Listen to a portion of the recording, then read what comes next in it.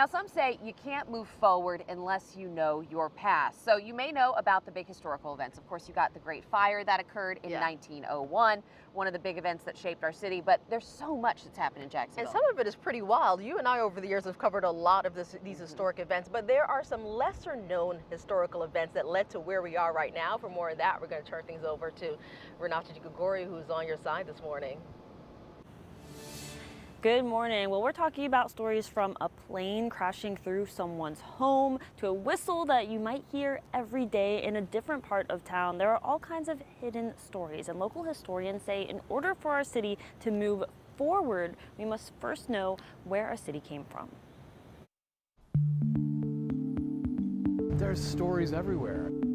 On any corner of Jacksonville, a hidden history you may pass by every day, like here with local historian and author Tim Gilmore outside the Carling Apartments downtown. It was a much darker day in 1963.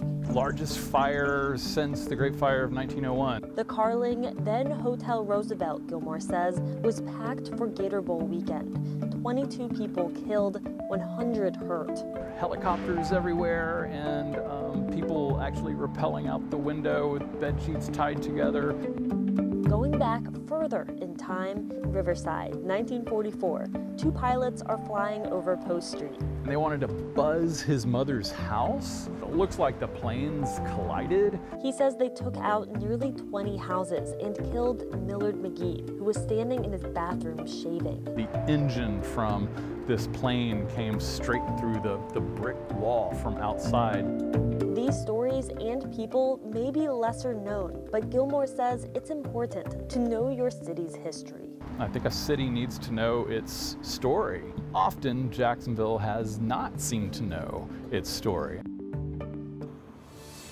At the beginning there, we mentioned that whistle, and of course there's so much more to these stories. You can find out and go to the blog that Gilmore runs, the website. It's on firstcoastnews.com. Renata DiGregorio, First Coast News, on your side.